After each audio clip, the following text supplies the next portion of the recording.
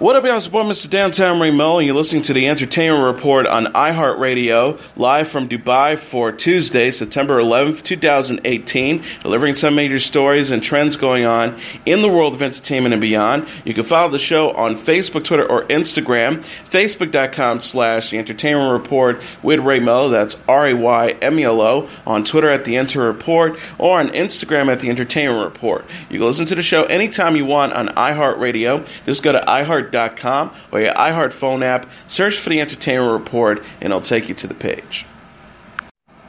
Twilight star Robert Pattinson says he's ready for a reunion. The 32-year-old British actor discussed the possibility of another sequel in an interview with Variety published Sunday. He joked, "The amount of time I've spent moisturizing, I'm ready to play 17 at a moment's notice, ready." Pattinson has played Edward Cullen in Twilight 2008 and its 4 sequels. He talked about the movie's lasting influence and its upcoming 10th anniversary. The star said, "Whenever anyone says Twilight, their guilty pleasure, it's like you say guilty. What you really mean is it's just a pleasure." He added, "It definitely doesn't feel like 10 years ago. I feel like I stopped mentally progressing around the time when I started doing those movies, so it feels like not a day has passed." Pattinson previously discussed the possibility of a Twilight reboot with Yahoo Movies. He said, I'm always kind of curious. Anything where there's a mass audience or seemingly an audience for it, I always like the idea of subverting people's expectations." He also added, "There could be some radical way of doing it, which would be quite fun. It's always difficult when there's no source material. But yeah, I'm always curious." The Twilight films co-star Kristen Stewart and Taylor Lautner. Pattinson will next star in the movie High Life, which premiered Sunday at the Toronto International Film Festival. Sterling K. Brown is showing his support for Olivia Munn following the Predator casting controversy. The 42-year-old actress spoke out Saturday on Twitter after Munn said she was ostracized after blowing the whistle on a registered sex offender who had an acting role in the film. Brown wrote, "I'm sorry you're feeling so isolated, my dear, and I'm sorry you've been the only one to speak up publicly. I was not at the #TIFF, so I didn't have the opportunity to be there with you." He added, referencing to the Predators director Shane Black, "There are 2 main issues as far as I see. First, what is and is not forgivable. That's going to vary from individual to individual. You and at Bonafide Black may differ where it comes to that issues." Los Angeles Times reported Thursday Munn successfully lobbied 20th Century Fox to cut a scene featuring Stephen Wilder Streaker, an actor and longtime friend of Black's, after learning Streaker was a sex offender. Brown said, "What I take issue with, and I believe Shane addressed this in his apology, is that we all have the right to know who we're working with." He added, "Our studio was not given that opportunity, and neither was our cast, especially at Olivia Munn, who was the only member of the principal cast who had to work with them. I so appreciate that you didn't leave well enough alone. And again, I'm sorry you feel isolated for taking action." Munn spoke to The Hollywood Reporter at the Toronto International Film Festival Saturday after several of her co-stars backed out of scheduled interviews. The actress said, "Well, I haven't heard from Shane. I did see his apology that he put out. I appreciate the apology.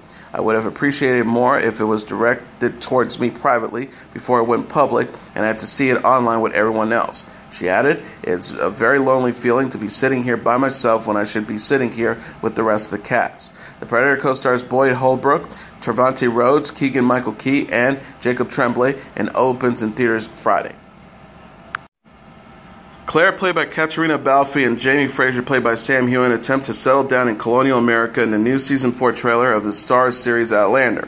The clip released Monday features Claire, a doctor from the 20th century, and Jamie, a Highlander from the 18th century, attempting to make a new home for themselves in the backcountry of North Carolina as the American Revolution approaches. As the couple speaks out against slavery and deals with the British ruling class, they have a chance encounter with notorious pirate and smuggler Stephen Bonnet. Claire says, "Do you know what lies beyond those trees? This is just the start of what America will become. People come here in the thousands, all hoping to live in the American dream." Claire and Jamie's daughter, Brianna Randall, played by Sophie Skelton, meanwhile in the 20th century, appears to find proof that her parents reunited in the 18th century. Outlander Season 4, based on the book titled Drums of Autumn in Diana Gabaldon's time-traveling series, is set to premiere on Starz on November 4th at 8 p.m. Eastern Standard Time. RuPaul's Drag Race, Rick and Morty, and Game of Thrones were big winners at the 2018 Creative Arts Emmys, which took place over 2 days on Saturday and Sunday. The event, which happens annually before the main Emmy Awards ceremony, highlights technical achievements and honor reality and animated programs, among others. RuPaul's Drag Race took home multiple awards, including Outstanding Costumes for Variety, Nonfiction or Reality Programming, Outstanding Directing for a Reality Program, Outstanding Hairstyling for a Multi-Camera Series or Special, and Outstanding Host for a Reality or Reality Competition Program. The hit Adult Swim series Rick and Morty, meanwhile, took home its first Emmy for Outstanding Animation Program over Bob's Burger, The Simpsons, South Park, and Baymax Returns. And Game of Thrones won Outstanding Production Design for a Narrative Period or Fantasy Program, Outstanding Fantasy Sci-Fi Costumes, Outstanding Prosthetics Makeup for a Series, Limited Series, Movie or Special, Outstanding Music Composition for a Series, Outstanding Sound Mixing for a Comedy or Drama Series, Outstanding Special Visual Effects, and Outstanding Stunt Coordination for a Drama Series, Limited Series, or Movie.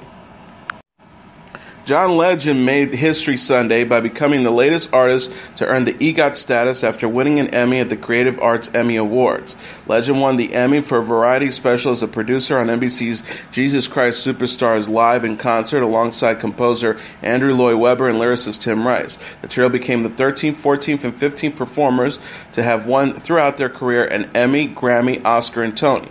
Legend is the first black man to complete the EGOT and ties Robert Lopez as the youngest man to earn the distinction.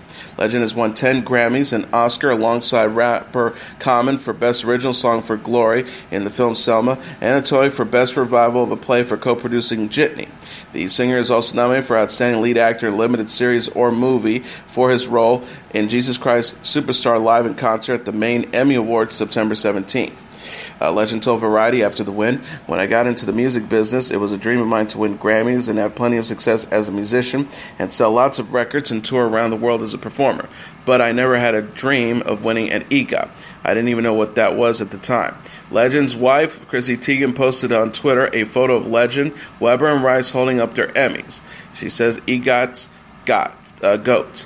Past EGOT winners include Lopez, Helen Hayes, Rita Moreno, John Gielgud, Audrey Hepburn, Whoopi Goldberg, Richard Rodgers, Marvin Hamlish, Jonathan Tunick, Mike Nichols, Scott Rudin, and Mel Brooks.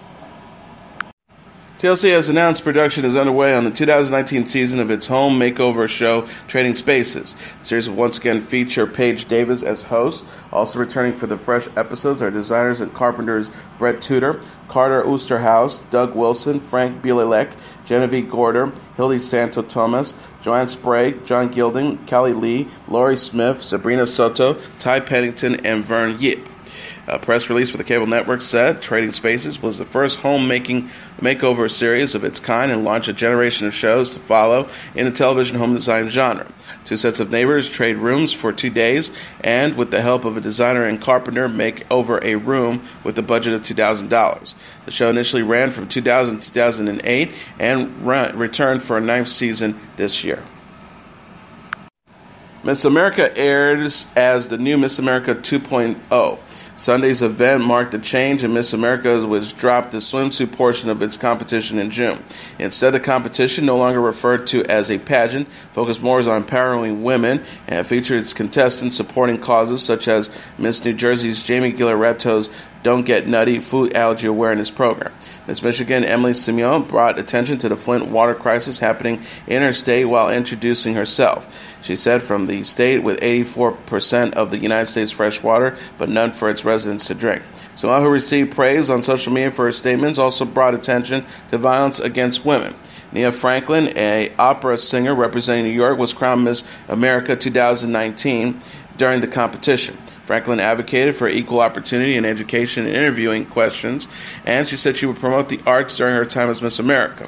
Franklin said during the competition, "I grew up at a predominantly Caucasian school, and there was only 5% minority, and I felt out of place so much because of the color of my skin. But growing up, I found my love of arts, and through music, that has helped me to feel positive about myself and about who I was. Bridget Owe, Miss Connecticut, was named first runner-up at the event, which took place in Atlantic City, New Jersey. Dancing with the Stars judge Caroline Inaba hosted the ceremony with Layla Ali, Bobby Bones, Randy Jackson, Jesse James Decker, Soledad O'Brien, Ali Webb, and Carney Wilson serving as the judges. Former couple Reese Witherspoon and Ryan Phillippe celebrated daughter Ava's 19th birthday. The 42-year-old actress and 44-year-old actor marked the occasion Sunday by dedicating sweet pose to the teenager on Instagram. Witherspoon posted a photo of Ava posing outdoors, writing, "Happy birthday to my girl at Ava Phillippe. You're the sunshine in my life. Love you to the moon and back." Many fans remarked on Ava's resemblance to her mom. One person wrote in the comments, "My goodness, she is definitely your splitty image at Reese Witherspoon." Another added, "At first glance, I thought it was a throwback of Reese as a teenager." Phillippe shared a picture of Ava on his own account, writing, "My little star on her birthday. Love you, punk. Such a proud daddish, I." Fans also commented on Ava's resemblance to her dad. One person wrote, "Ava really is a perfect combo of the two of them. Here she looks like 90s Ryan Pete." Another says, "She looks exactly like you, Ryan." Witherspoon and Phillippe split in 2006 after 7 years of marriage. The pair also parents the 14-year-old son Deacon, while Witherspoon shares 5-year-old son Tennessee with Jim Thoth, and Phillippe is parents the 7-year-old daughter Kai with Alexis Knapp. Witherspoon and Ava attended the Los Angeles premiere of A Wrinkle in Time together in February. The actress had enlisted Ava to star in a campaign for her company, Draper James, earlier in the month. She said of the Draper James website, "There's nothing like the love I have for my daughter. We share every emotion with each other, our hopes and dreams. We can talk for hours." Prince Harry and Meghan Markle are sharing new details about their fall tour. Kensington Palace said Monday that the Duke and Duchess of Sussex will make an official visit to Australia, Fiji, the Kingdom of Tonga, and New Zealand in October. Harry and Markle will begin their tour October 16th in Sydney, Australia. The couple will visit other cities in Australia, Fiji, Tonga, and New Zealand before completing the trip October 31st in Rotorua, New Zealand. The Duke and Duchess will focus on youth leadership and environmental and conservation efforts, including the dedication of several of New Queen's Commonwealth Canal projects. The couple will also support servicemen and women at the 2018 Invictus Games. The Invictus Games will take place October 20th to the 27th in Sydney. The Paralympic-style event created by Prince Harry in 2014 brings together wounded, injured, and sick armed service personnel to compete in sporting events. Harry and Markle attended the UK team trials for the Games in April. Grammy-winning singer Olivia Newton-John is battling cancer for the third time.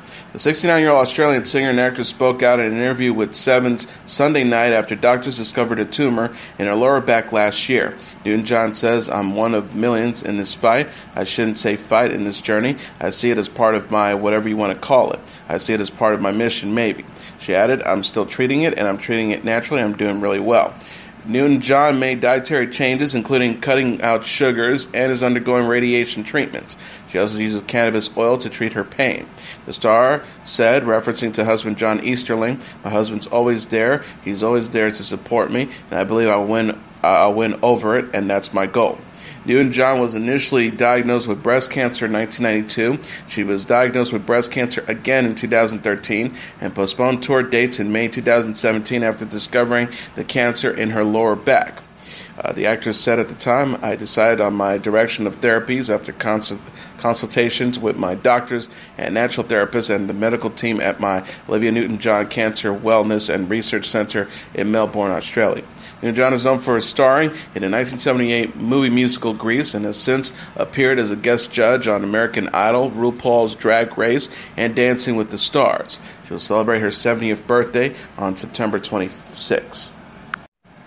Brigitte Nielsen has never been happier after having a daughter at the age of 54 this year. The 55-year-old Danish actress said on Monday's episode of Good Morning America that it was incredible to welcome a baby girl Frida with husband Matea Desi in June.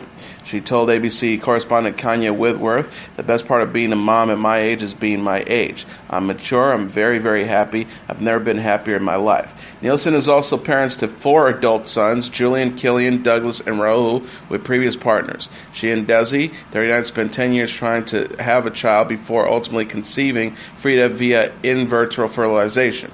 Nielsen said, "Frida will have an older, gorgeous, wonderful, mature mom, and she will have a fun, exciting younger dad. She's got the best of both worlds." She added, "I really have to take care of myself. We made a choice. Yes, I have to be realistic that in 15 years, she'll be 15 years old. I will be 70.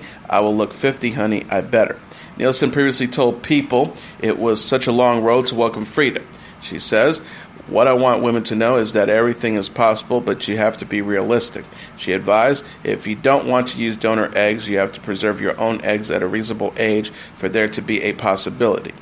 Nielsen is known for the films Red Sonja, Rocky IV, and Beverly Hills Cop 2. She was married to Casper Winding, Sylvester Stallone, Sebastian Copeland, and Raoul Mayer prior to her marriage to Desi.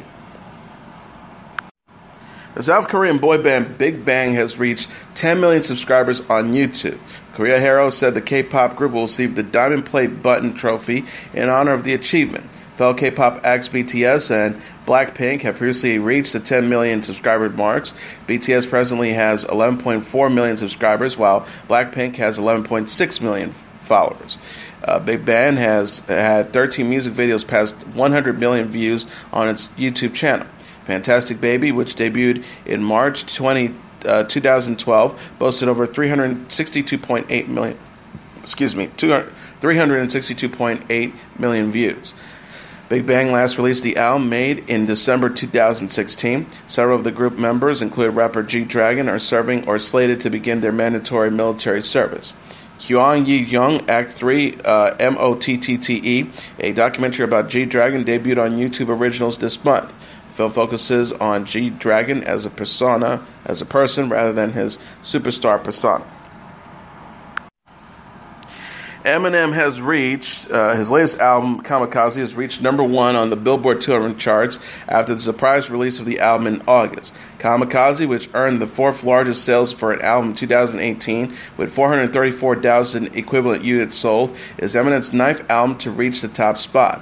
All of Eminem's solo albums since 2000's The Marshall Mathers LP have topped the charts, tying him with Garth Brooks and the Rolling Stones in 5th place for most number 1 albums, behind The Beatles 19, Jay-Z 14, Bruce Springsteen and Barbra Streisand 11, and Elvis Presley 10. Kamikaze also gave Eminem his largest streaming week ever and gave him his second number 1 album in less than a year following the release of Revival in January. The album, executive produced by Dr. Dre and Eminem, features 13 tracks and special appearances by Joyner Lucas, Eminem's manager Paul Rosenberg, Royce da 5'9", and Jesse Reyes. One track titled Not Alike featured Eminem taking aim at rapper Machine Gun Kelly, addressing comments Kelly made about his daughter Haley being attractive. Kelly then responded with the diss record of his own titled Rap Devil, which poked fun at Eminem's age, the quality of Eminem's albums, and his belief that Eminem attempted to use manager Paul Rosenberg to hurt his career. And now let's take a look at what happened on this date in entertainment history. On this date in 1921, a silent film star is arrested for murder. Fatty Arbuckle, a silent film era performer at the height of his fame, is arrested in San Francisco for the rape and murder of aspiring actress Virginia Rapp. Arbuckle was later acquitted by a jury, but the scandal essentially put an end to his career. Roscoe Carling Arbuckle was born on March 24, 1887, in Smith Center, Kansas. He worked as a vaudeville performer and, starting in 1913, began appearing in Mack Sennett's Keystone Cops comedy. Arbuckle became known for his comedic pratfalls and pie throwing. In 1917, Arbuckle formed his own company and began writing and directing films, many of which starred his friend and fellow comedian Buster Keaton. In 1919, the heavyset actor signed a $1 million per year deal with Paramount Pictures, an extraordinary sum for the time.